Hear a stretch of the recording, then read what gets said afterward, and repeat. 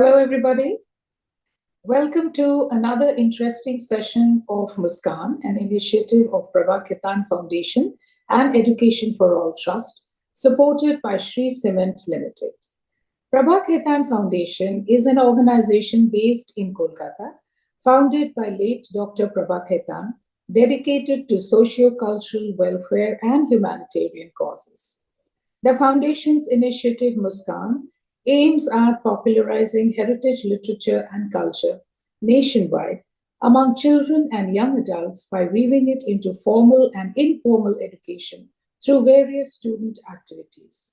Some of the ways adopted to do this are cultural programs, storytelling sessions, theater, dance, music, and art, which are organized via collaborations with our national and international associations and institutes, both pan India and overseas network of schools, educational, and art institutions. This evening, we have amongst us Vinita Pandey,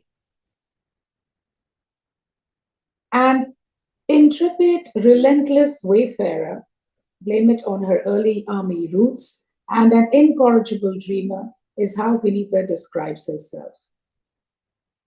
An academic founder of two passion projects, Flow, the English Academy, and Book Talk, the Book Cafe. She often moonlights as a consultant, trainer, moderator, and compare.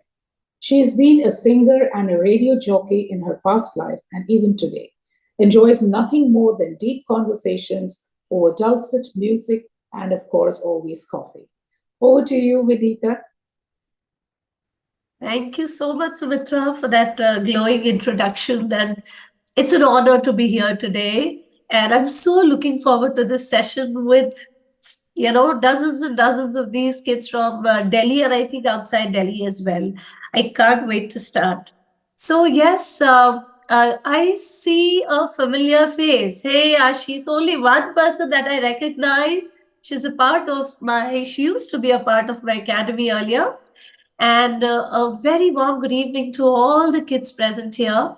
I know that you're all either in the midst of your exam or maybe you just kind of got it done with it, or you still have some exams left. I promise you that today is going to be fun, right? So let's quickly set and lay down some ground rules. One, please don't forget to wear your fun hat, okay? Because we are going to have fun. Believe me, I would love it if you all could switch on your cameras. I would love to see an ocean of, well, lovely warm faces, just like you would like to see mine. Right. And please don't forget to have a handy pencil, pen, and a notepad in case inspiration strikes or you want to write down something. And I just want you to be curious. I want you to ask questions. I want you to relax. I want you to have fun. Right. And also, if you're like me who can't live without tea, I said coffee, but I'm an equal tea lover. I have my tea as well. So in case you want tea, coffee, water, just make sure you have it next to you. Okay, let's get started, right? That's me monkeying around and being my most creative self. So just before we take a deep dive into creative writing, so I'm sure that you do a lot of creative writing at school, you have fun, you let your imagination soar. Let me start our session today with a very basic question, right? A very, very basic question just to get you going. And that question is, and I would love your answers in the chat. The question is, which word or phrase pops in your mind when you hear the word creative writing? When you hear the words creative writing, what is the word or phrase that comes to mind? Yes. Can I have some responses, please?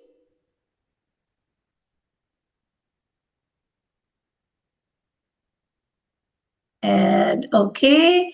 So I see books, imagination, unique presentation, imagination. I see a lot of imagination. Wonderful. Something that defines what you think in your imagination. Brainstorming. Wonderful. So I see imagination a lot of times, excitement, different, wonderful stories, creativity, of course.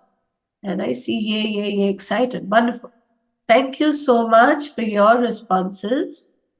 So, absolutely. Now, please remember that there are no wrong answers here, right? I just wanted to understand what you think about creative writing. No wrong answers. All the answers are absolutely correct. So, let me first introduce you to this wonderful person who I think, when it comes to creative writing, she's somebody who set a benchmark for herself. I'm not sure if you've heard of her, but let me introduce you to this lady. She's called Brenda Luland. Now, Brenda Luland she calls herself a teacher of writing. She's a journalist and author. She's not alive anymore, but she left behind this wonderful book, which is called If You Want to Write, right? So let me just stop sharing for you all can see me, right? See, this is the book that I hold in my hand. So if you want to write creatively, and if you are like me, somebody who's a passionate creative writer, then this is the book that you definitely want to buy. It's by Brenda Luland. It's called If You Want to Write. So now Brenda Luland introduced me to the wonderful, fantastical, magical world of creative writing. And I know if I ask you all, I think a lot of you think that creative writing is something that only few can do well. Am I right? Do you think that maybe there are just few kids who are born with this innate talent of writing creatively? Do you think you think like that? Can I have some responses here? I would love for you to unmute yourself and answer. Do you think that there are only some kids who are born with a talent for creative writing? Yes? Would somebody want to answer? I would love for anyone to answer. No? You can put your okay. So yes, no, okay is other responses that I hear. Now Brenda Luland said something amazing, right? She said, and let me share that with you. She said that everybody's talented and everybody's original. So she was of she believed in the fact that creative writing is not something that only a select few of us can do. She thought that each one of us innately have this talent because each one of us is unique and each one of us is original. In fact, she left us with this lovely, lovely, quote that I live by. She says that the imagination needs moodling, long, inefficient idling, dawdling, and puttering. So, in fact, if you are kind of struggling to understand what these words mean, moodling, idling, dawdling, and puttering, most of it means that you're just doing nothing. You're sitting, you are kind of staring into space, you're observing, you're sitting by the window and, just observing the world go by. In fact, I have an anecdote to share with you. My son, when he was, like 5 or 6, he's away to college now. Inevitably, he would come up to me every 5 minutes and say, Mama, I don't know what to do. I'm getting bored. And you know what I would tell him? I would say, go get bored. Do you know how essential it is for you to get bored? Because it's only when you get bored that you look around you and you observe and then you do creative stuff. That's what creative writing is all about as well. I see some of you raising your hands. Would you like to ask questions? Some quick responses, or would you like to put out something in the chat? Please go ahead, unmute yourself in case there are some questions. They can't unmute until I allow. So, yeah, okay, not a problem. So, that's what Brenda Luland had to say. So, if you want to write creatively, I would urge you to take out time from your gadgets, sit by the window, sit down and watch the sunset go by. Have pockets of stillness in your life every day where you're sitting and doing nothing. You're getting bored because that's when you'll do something creative. Right.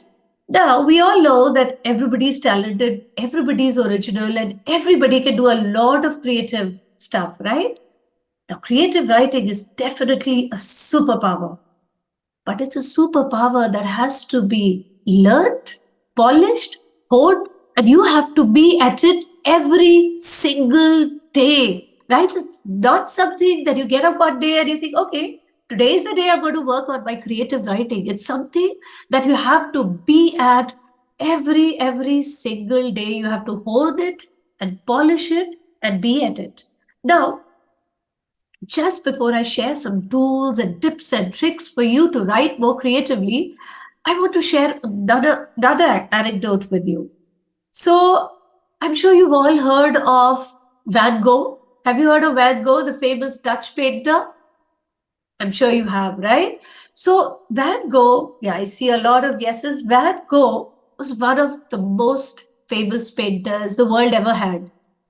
And in his lifetime, all he earned from all the amazing paintings that he created was barely $100. Today, his paintings are worth billions and billions of dollars. But when he was alive, he barely earned anything from it.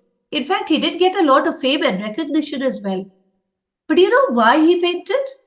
He painted because he loved to paint. And that's exactly what you need to do with creative writing, or in fact, anything creative, whether that's music, dance, or creative writing. You should do it because you want to impress somebody, or you want to be, awarded, or you want to get a full marks. Of course, that's all right if you score well. But you should write creatively, or in fact, you should just write because you love to write. So again, Brenda Lulin said that in order to be able to write creatively, you must love what you do and you must be free to express yourselves. I don't want you to be scared or have second doubts when you are, expressing yourself through writing. Don't do that. Just be completely uninhibited, right? So on that note, let me go back to the presentation. We were talking about how writing creatively is a superpower, of course, but it has to be honed and polished, right? Now, how exactly do you sharpen and hone your creative writing toolkit? Now, before I do that, before I share the tools with you, I want to take you through a little game called Guess What? Okay? So I am going to take you through a vivid description of a dish. Now, there are two things that I want you to do. One, of course, read it, appreciate it, observe how beautifully it's written, and again, guess the dish that this is, right? What dish are we talking about? So let me quickly read this for you. Blending rice and dal together, this dish is a feast fit for the gods. Ghee, which makes the world feel plumper, adds a rich emulsion of pleasure and accentuates the bland fullness of the taste. Potatoes, that staple filler of blank spaces with several kinds of awesomeness, packs a punch. Pickle, the bite-sized compression of a universe of explosive flavors, seething naughtily in its own juices, that's the right amount of zest and zink. I want to see if some of you have guessed. Can I have some responses in the chat, please? Have you guessed what the dish is all about? What dish are we describing so beautifully? Dosa, sweets, dal chawal, kheer, okay, sambar, spices, biryani, what have you? Okay. I see some silly responses. Can we please, make sure that we are respectful? Right, roti with achar, dal bhatti, and so on and so forth. Can I share the answer with you? You're going to be amazed at what, this is all about. What is this dish? So this whole description is actually talking about our national dish, khichdi. Who would have guessed? This humble, bland dish that I'm sure most of you don't like. My kids never liked khichdi, but it's such an amazingly simple dish. But did you notice how this above description has described this khichdi? Who would have guessed that khichdi could be described in such an exquisite way, right? And I thought it was easy to guess because by the very first line where it says blending rice and dal together. So let's move on now to, another. This is not really a guess what, but so most of the times when you have special occasions, right? Birthdays, anniversaries, some occasion within your family or with friends, how do you mostly wish them, right? You write a happy birthday, have a blast, love you to the moon and back, have a great day, belated wishes, whatever it is. Do you know that you can put your creative writing skills to good use by crafting something really special? Now, let me introduce something very nice to you here. A long time ago, I, kind of stumbled upon something called Irish blessings. Now, what are Irish blessings? Irish blessings are, it's like an ancient Celtic tradition. So, Celts were a tribe found in Ireland, Scotland, Wales, that area of England. And there we had traveling poets. This is centuries ago. And these traveling poets, as they would travel from one land to another, they would use nature as their inspiration and write down amazing blessings and wishes for people that they met. And here, let me introduce you to a lovely Irish blessing. Now, this is one that I actually just picked up from the net. Let me read it out for you. It says, "May God grant you always a sunbeam to warm you." Just a minute, please.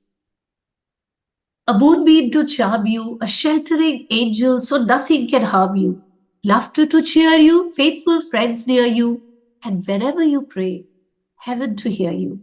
Now just imagine that if you sent a greeting like this, a wish like this to your loved ones, your friends, imagine how much they would cherish your wish or blessing, right? And Irish blessings, of course, there are scores and scores of them found on the net, but it's as easy for you to create an Irish blessing all by yourself.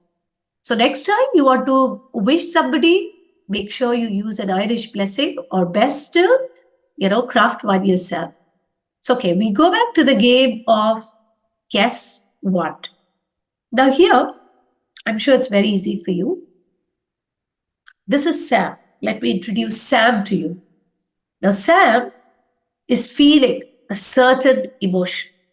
Now, again, I want you to read it. I want you to appreciate the way the whole emotion has been described. And I also want you to guess the emotion, the feeling that Sam is feeling. Take a minute, read it. Are you sharing the screen? Yeah, can't you see it? No. Haven't you been able to see so far? No. What? Why is this happening? Wait. Just a minute, please.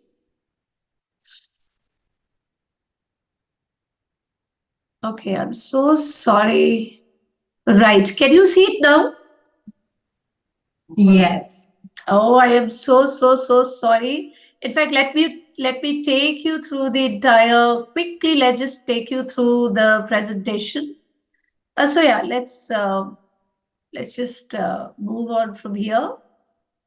So I told you that we are going to start with a little game of guess what. This is what I shared with you. Blending rice and dal together. This dish is a feast fit for the gods. Then we talk about ghee, potatoes, pickle, and I told you to guess what the dish is. And also, of course, kind of appreciate the creative way that it's been crafted. So you all guess, some of you said khichdi, you didn't say khichdi, in fact, you said dal and rice and biryani and dal bati and so on. So this dish is actually a national dish, khichdi. So again, I want you to appreciate the amazing way it has been crafted, right? Look what creative writing can do. Now here I spoke about how when we have special occasions, birthdays, anniversaries, any other special occasion, most of the times we don't really use our imagination to pen down our blessings or wishes. We just write a happy birthday, have a blast, have a great birthday, love you to the moon and back, and what have you. So many years ago, I stumbled upon what is called an Irish blessing. So that's an Irish blessing for you. An Irish blessing, it's something that is set centuries ago when traveling poets in Ireland and Scotland and Wales, that area of England, they used to travel and they used to bless people. And since they were poets, they thought of a very poetic way to bless and wish people as they journeyed through life. And if you can see, a lot of inspiration is taken from nature because they were traveling poets. Nature is what they were inspired by. So here is a beautiful Irish blessing for you. And I want to urge you that the next time you want to wish somebody, please use an Irish blessing to send them a lovely, lovely blessing or a wish. And in fact, you can craft one yourself as well. This is, of course, something that I picked up, but it's as easy for you to craft an Irish blessing all by yourself. And then I moved on to another episode of Guess What? So, yeah, I'm so sorry. Somehow I thought I was sharing the screen and I wasn't. Let me introduce you to Sam, right? Now, Sam here is feeling an emotion, a feeling, and he's feeling it extremely strongly. So, can you please read it? Appreciate the way it's been crafted, how vivid it is, that the whole description, and guess what is the emotion that Sam is feeling. I'm sure it's very easy for you to guess what really is Sam feeling. Can I have some responses? Yes. Okay, wonderful. I think almost all of you guessed the right answer. Absolutely. Sam is extremely angry, right? And just before, let's go back to this. Do you see how Sam's anger is so evident to you? And not just evident to you, it's something that you feel. You feel like you can see Sam right there in front of you. And what are the words and expressions that tell you Sam is really angry? He's furious, he's enraged.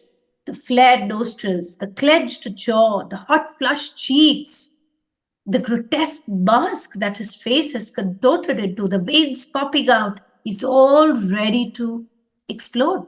Now, just imagine for a moment that if I had told you, Sam is angry, or Sam is furious, or Sam was very enraged, would you be able to, kind of so vividly imagine Sam's feelings and his anger?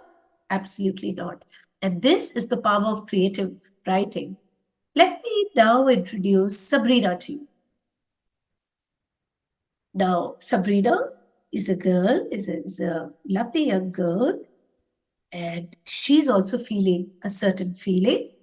I want you to read that. I want you to appreciate the creative way this has been crafted, and of course, guess the feeling. What is Sabrina feeling? What's the emotion? Okay, can I have some responses, please?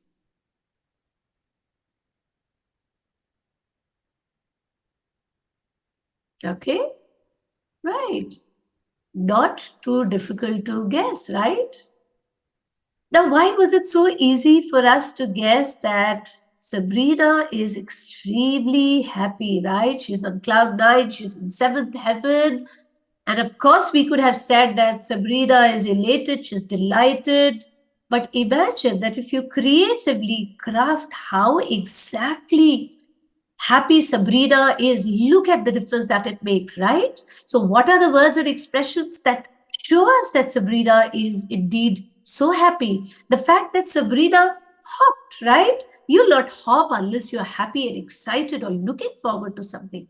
So she hopped in with a spring in her step. That lovely expression tells you that she's indeed really happy. Sparkling eyes, brimming with excitement, a song on her lips.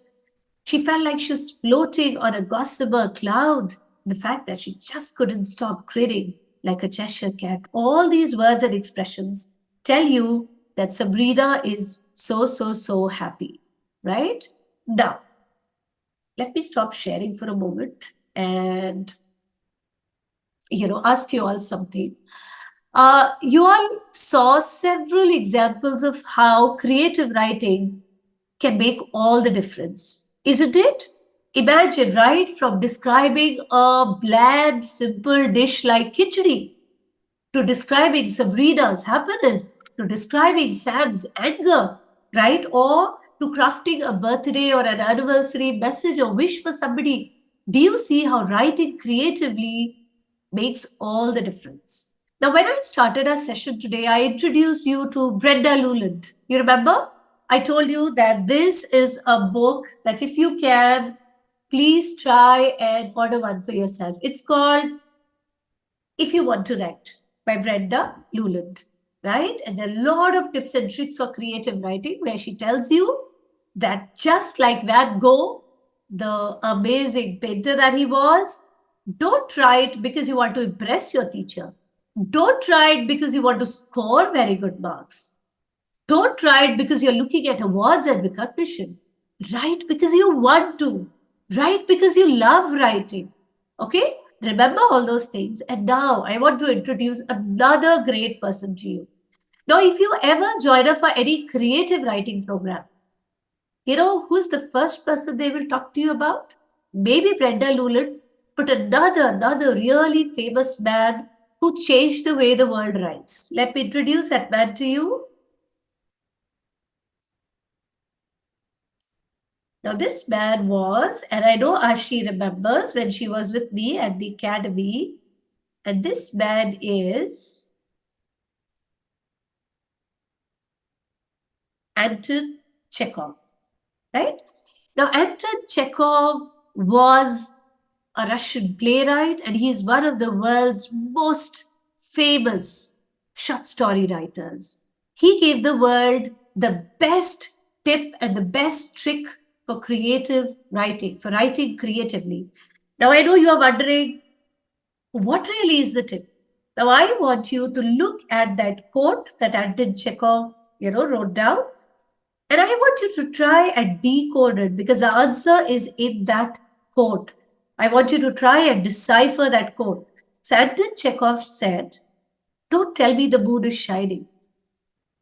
Show me the glint of light on broken glass." Now I want you to kind of pause and I want you to try and guess, what is Anton Chekhov trying to tell you here? What exactly is he trying to, what is the tip and trick that he's trying to give you for creative writing? Can I have some responses? I want you to read this 2 or 3 times and try and guess what Anton Chekhov is trying to tell you through this quote. I would love to have some responses in the chat, please. Okay, somebody said brilliance of the moon and the shining moon and right. I will give you the name of the book towards the end. For now, let's focus on Anton Chekhov, right? The Russian play, right? And one of the world's greatest author. So, okay, I saw 1 or 2 right answers, by the way. Great. Thank you so much. And thank you, Ashi, and 1 or 2 others who gave me the right answer.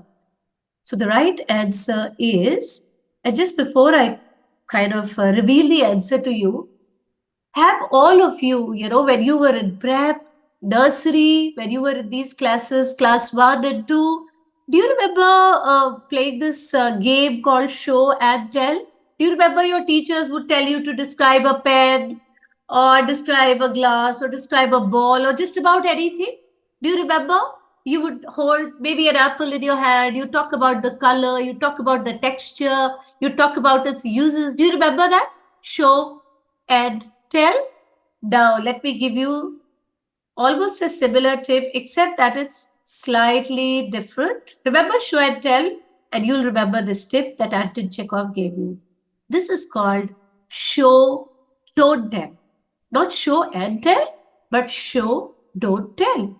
Now, I'm sure you're wondering, oh, what exactly does this mean? I call this technique the mother lode of creative writing. Now, what is a mother lode? A mother lode is just a fancy word for a gold mine. I think this is one of the best tips for creative writing. If you remember this, you are going to shine and sparkle when you write. Now, what exactly is show, don't tell? Now, to explain this, let me go back to Anton Chekhov's quote.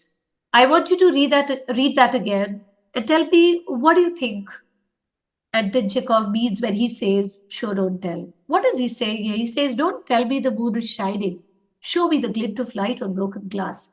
What exactly is he trying to say? Could I have some responses?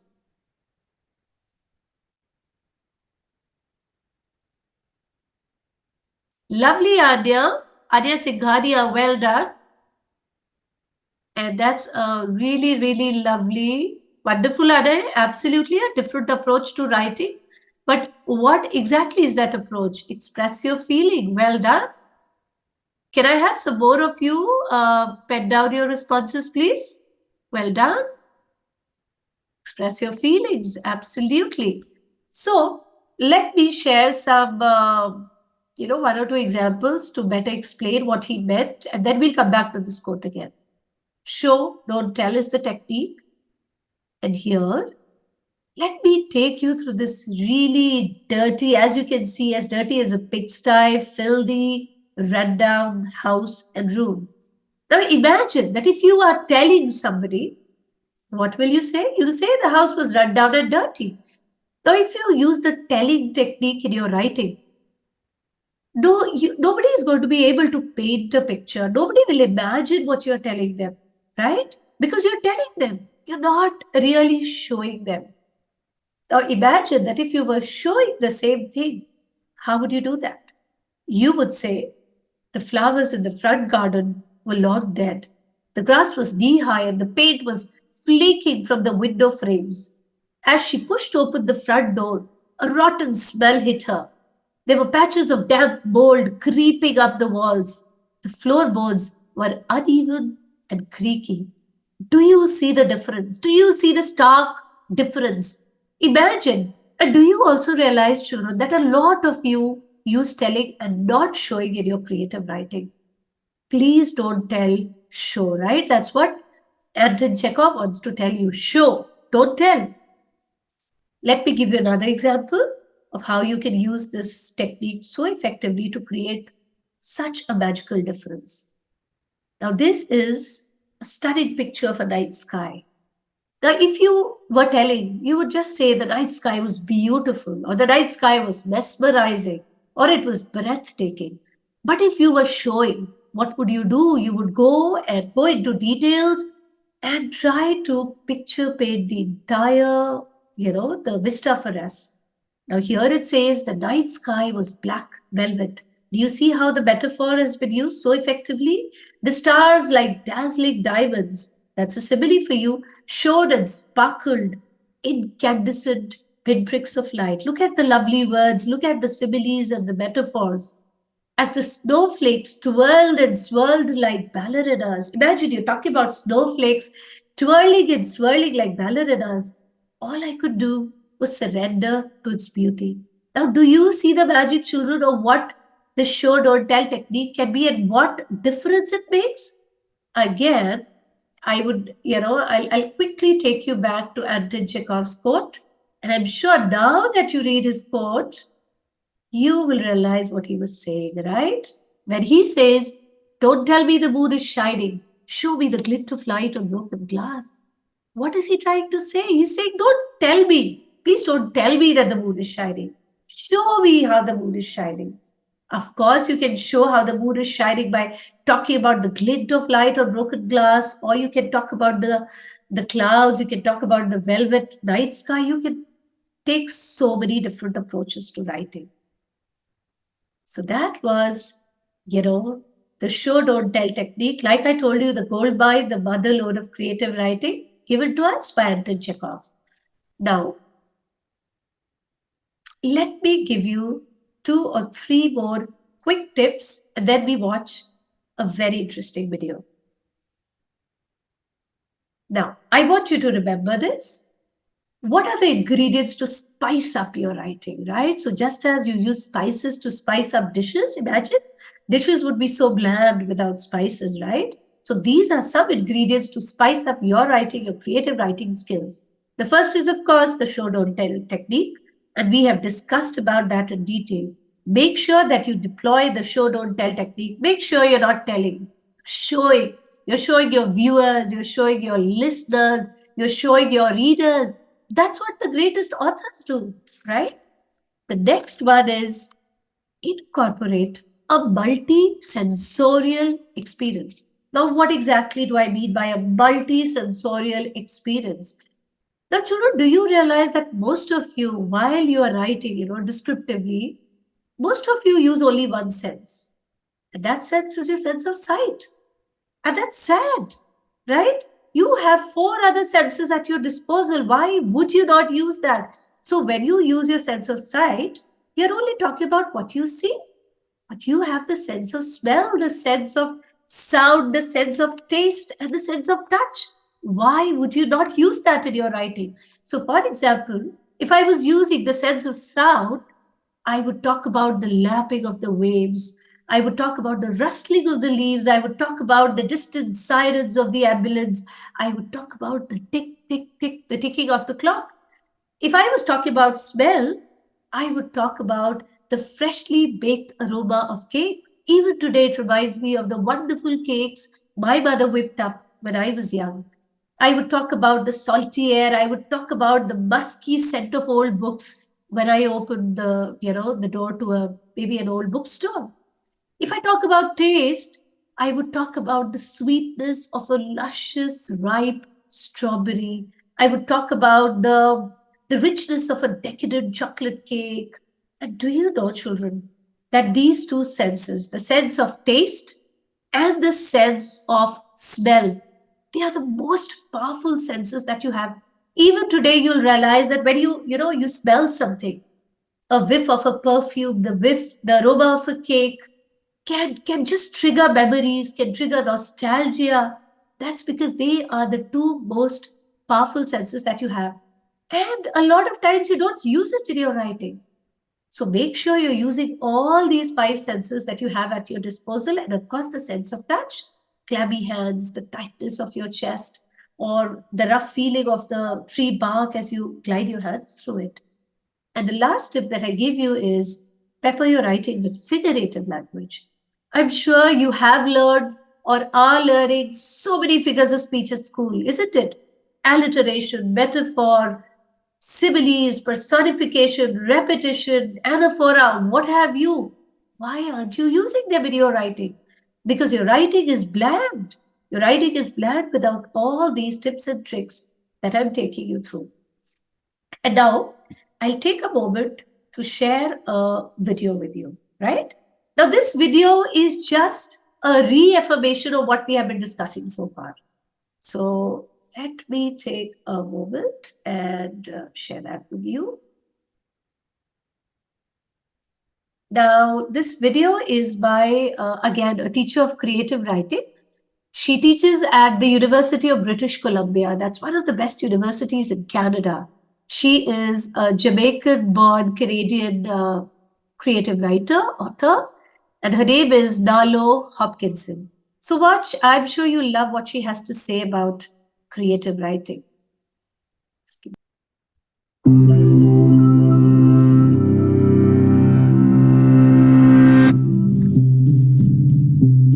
We read fiction for many reasons. To be entertained, to find out whodunit, to travel to strange new planets, to be scared, to laugh, to cry, to think, to feel, to be so absorbed that for a while we forget where we are. So, how about writing fiction? How do you suck your readers into your stories? With an exciting plot? Maybe. Fascinating characters? Probably. Beautiful language? Perhaps. Billy's legs are noodles. The ends of her hair are poison needles. Her tongue is a bristly sponge, and her eyes are bags of bleach. Did that description almost make you feel as queasy as Billy? We grasp that Billy's legs aren't actually noodles. To Billy, they feel as limp as cooked noodles. It's an implied comparison, a metaphor. So why not simply write it like this? Billy feels nauseated and weak. Chances are, the second description wasn't as vivid to you as the first. The point of fiction is to cast a spell, a momentary illusion that you are living in the world of the story.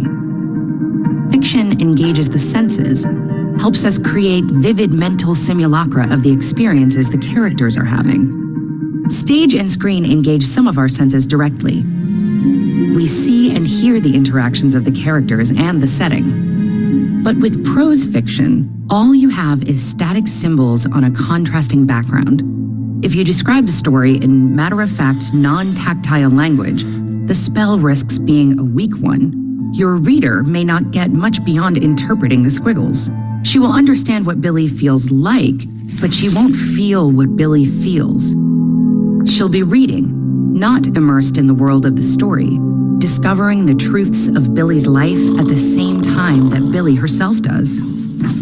Fiction plays with our senses: taste, smell, touch, hearing, sight, and the sense of motion. It also plays with our ability to abstract and make complex associations. Look at the following sentence. The world was ghost quiet, except for the crack of sails and the burbling of water against hull. The words quiet, crack, and burbling engage the sense of hearing. Notice that Bacall doesn't use the generic word, sound. Each word he chooses evokes a particular quality of sound. Then, like an artist laying on washes of color to give the sense of texture to a painting, he adds another layer, motion, the crack of sails, and touch, the burbling of water against hull. Finally, he gives us an abstract connection by linking the word quiet with the word ghost. Not quiet as a ghost, which would put a distancing layer of simile between the reader and the experience. Instead, Bacall creates the metaphor ghost quiet for an implied rather than overt comparison. Writers are always told to avoid cliches because there's very little engagement for the reader in an overused image such as red as a rose, but give them love began on a beach. It began that day when Jacob saw Annette in her stewed cherry dress. And their brains engage in the absorbing task of figuring out what a stewed cherry dress is like. Suddenly, they're on a beach about to fall in love. They're experiencing the story at both a visceral and a conceptual level, meeting the writer halfway in the imaginative play of creating a dynamic world of the senses. So when you write, use well-chosen words to engage sound, sight, taste, touch, smell, and movement. Then create unexpected connotations among your story elements and set your readers' brushfire imaginations alight.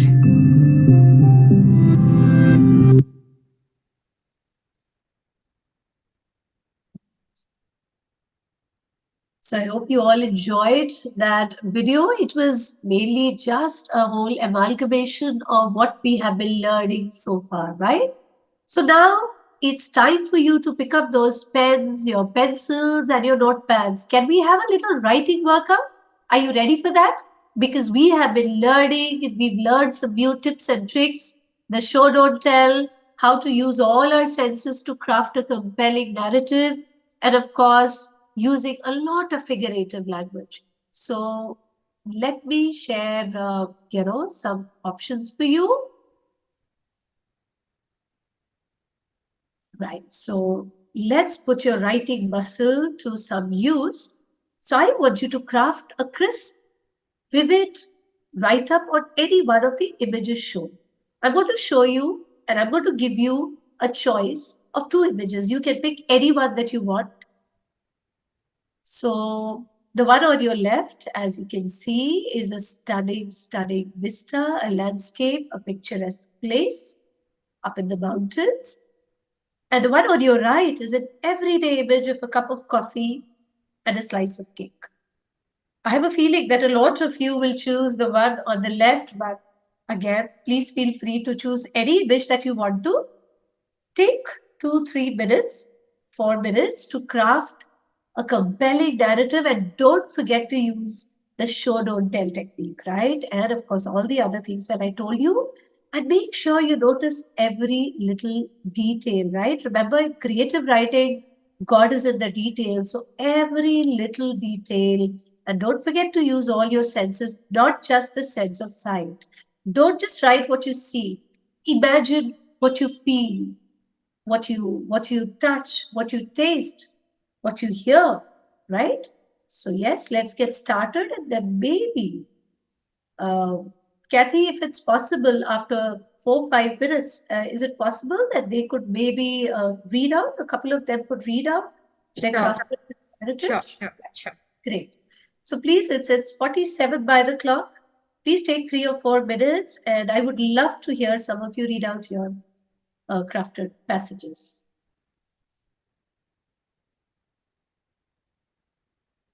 Now here, as you are writing, I know that many of you will be tempted to pick the one on the left, the vista, the landscape, right? But I would want, for those of you who love a challenge, I would want you to pick the one on the right. Now, why is that? Because quite often, we think that the everyday thing or the so-called ordinary is not worth writing about. But in fact, is the ordinary that is the extraordinary. Just challenge yourself and try writing an extremely descriptive, few lines on this cup of coffee and the slice of cake. Imagine how it smells like, how it tastes like. Imagine every little thing. You can even add some elements if you want, right? So yes. And please remember that you're writing not because you want to be rewarded. There's no upmanship. There is no judgment. There is no reward. You are writing because you love writing. Yes, Shambhavi? Could you use the chat to convey your message? Some of you are raising hands. I believe you are ready. Kathy, can we maybe listen to them? I'll just unmute one by one. Yeah, thank you. So is it okay, kiddos, if I stop sharing the image? I would love to see who's reading out. Sure. Okay, yeah, great. Your video is... Yeah. I'm so sorry. Yeah. So yes, Shambhavi, I think wanted. Yes, Shambhavi, hi. Yes, ma'am. So, Yes. ma'am, I've written for the image that was on right side. Yay, I love you for that. Go ahead. With that crisp and aroma goes on the brown liquid still in the cup, with some soft and crispy solid on that brown surface near it. Wonderful. Shambhavi, so tell me something. Have you ever approached writing this way? Have you ever written on something so ordinary like an everyday picture? No, ma'am, this is my first time. Did you have fun? Yes, ma'am. Are you going to use all these techniques and use all your senses and use the show don't tell technique? Yes, ma'am. You did a wonderful job, Shambhavi. Very well done. And please continue writing and write because you love to write. Wonderful. Can we have somebody else, please? Well done, Shambhavi. Yes, I think Kathy, Prisha, and some others are raising their hands. Yes, Prisha. Hi, Prisha. You and me share the same surname? Yes, ma'am. Hi, Prisha. Why don't you read out what you've written? Yes, ma'am. When I wrote on the image that was on the right side, I have written, the Okay. cake was very sweet, as chocolatey brown as a piece of bark of wood. The coffee as milky as a cup of pure milk taken from the cows. Lovely, Prisha. I like what you have done. And again, I want to ask you the same question. And I love the fact that both you and Shambhavi chose to take the challenge and crafted a few lines on the more challenging picture, right, Prisha? So is this your first time writing on like an ordinary picture, crafting a creative sentences on that? No, ma'am. I have written it the second time. It was Very a well competition done. in this group. Great, Prisha. Very well done. I think we have another Prisha joining us. Yes, Prisha. Hi. Good evening. Let's hear you. Hello, ma'am. Hi, Prisha. With a bright, vivid blue sky, shining a mountain filled with a lush green trees, which is reflected on a deep blue lake. Lovely. I love the use of the word lush, Prisha. So I love it. Of course, for the sky, Prisha, words like azure blue sky, cerulean sky, these are words that will add even more weight. Very well done. I see Ashutosh has joined us as well. Hi, Ashutosh. Good evening. Let's hear you. Hello, ma'am. I will be Ashutosh, you're not audible. Maybe try removing your headphones once. Yeah. I will be trying to describe the right photo. Yeah, the photo on the As right. the smell of cocoa surrounds me, I heard the waiter say my name as the bell rang, and I saw the waiter coming closer to me with a brownish grey wood textured plate with a crystal clear teacup as I saw in front of me a cup of milky coffee and the fluffy brown cake. I love it, Ashutosh. I love it.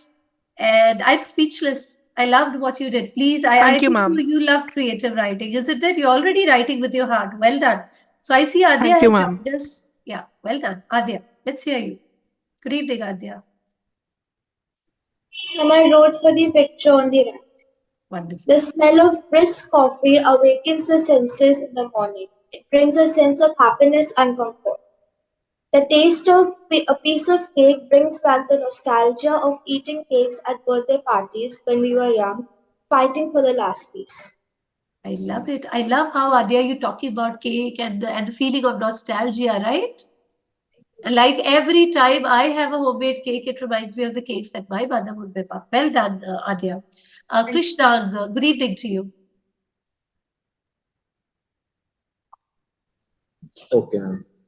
He Yes. came to nearby, looking for peace. He calmed down by breathing the fresh cold air, looking at his reflection in the clear cold water, just enjoying the moment. He could feel the cool breeze of air. Wonderful. So, Krishna, I love it. I love how you talk about cold air, the crisp cold air of the mountains. Just a quick advice before I hope we have somebody else.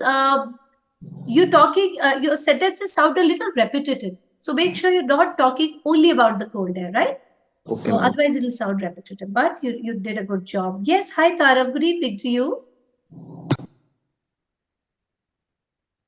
Tarav, you are muted. Please unmute yourself. Yeah, hi. Good evening, ma'am. I Good would evening. like to accept the challenge and present about the right side photo. Wonderful, So, Tarav. I love the fact that you picked up the challenge. Go ahead, please. a cup of coffee, not more than just a evening. Enjoy the coffee and cake. You must have tried a crisp of bite, a fluffy cake, a hot coffee, cup of coffee. The bitterness make it sip not ordinary. I like it, Tarav. I like the fact that you're using other senses as well, right? You talk about the crispiness of the cake. You talk about the bitterness of the coffee. Well done, Tarav. Make sure you're writing every day, right? And just go on working on your creative writing skills. Hi, Avishi. Good evening to you. Hello, ma'am. Ma'am, I'm from Indraprastha International School, and ma'am, I've written about the left side picture actually. The picture. I've written that the scenery looked as if it was painted, except that I myself was present there. The cool mountain air flowing against my silky hair, with the sky crystal blue. The trees looked greener than ever, and the lake, though looking calm, showed its own depths. The calm sound of silence was relaxing and compelling me, making me feel like I myself was there. Avishi, I love it. I love it. Very well done. I can't fault what you've written. I think you're somebody who loves writing. Very well done, Avishi. All the very best for your creative writing endeavors. Hi, Soumya. Good evening to you. So yes, Soumya, can you give me a second, Kathy? I need 2 or 3 minutes to wrap up. So it's 57 by the clock. Can we maybe after Soumya, can I just wrap up then? Yes, please. Right. So Soumya is going to be our last presenter for the day. Soumya, hi, welcome.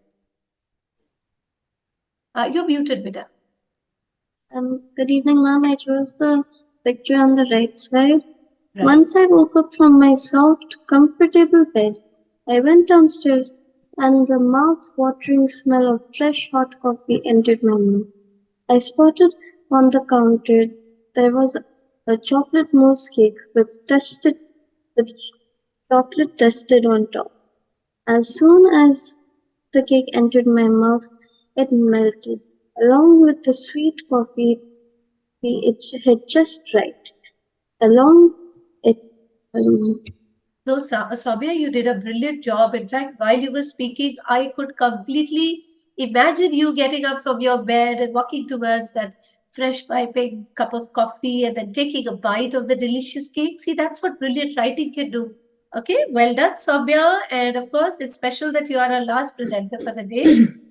And right, so we move on to the fag end of our session today. I hope you had fun. I hope you learned a lot. And I would like to leave you with an acronym.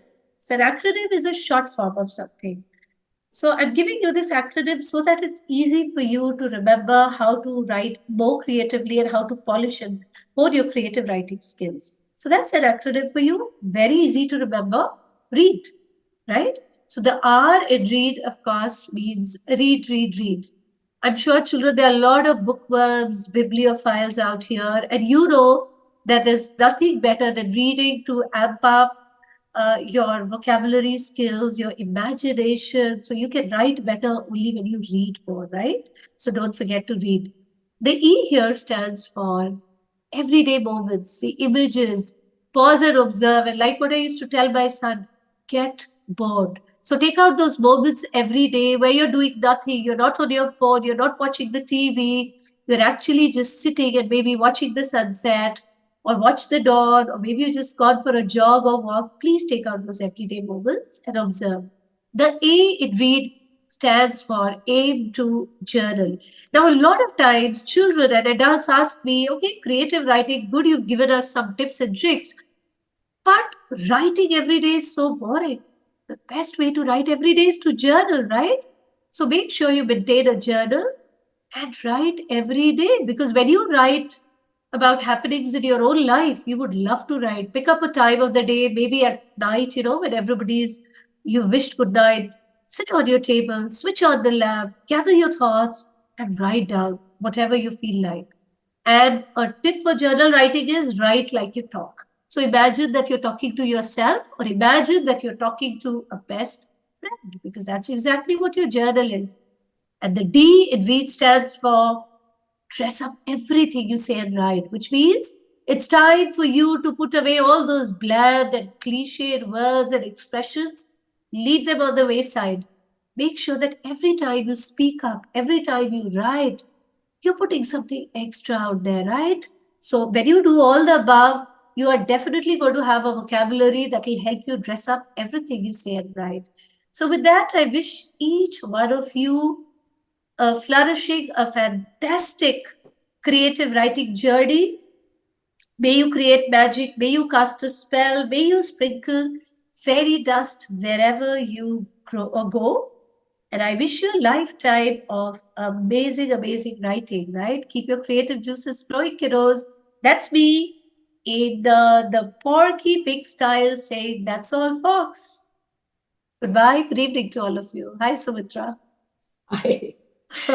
So that was such an interesting session. We learned so much. And the children were brilliant.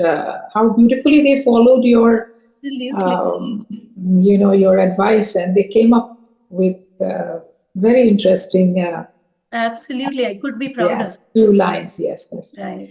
So thank you, Vinita, for such an interesting and creative session. We look forward for more and more such sessions with Think Arts. I would also like to thank our supporter, Shree Cement Limited and Education for All Trust. Last but not the least, I would also like to thank our young listeners, viewers. Without their enthusiasm, this session would not have been successful. Stay well, stay safe, everybody. Goodbye for now and have a great weekend. Bye-bye, Vinita. We look forward to meeting you again and having wonderful sessions with you. Thank you so much, Sumitra. It's been an honor and I've had a lovely session, except for the faux pas at the beginning when I realized that I wasn't sharing. So yeah, that's okay. These technical glitches keep happening. That's part of the show. That's all. Right. Thank you so much and goodbye, kiddos. All the very best to each one of you. You've been an amazing, amazing audience. Goodbye. I see a little baby there.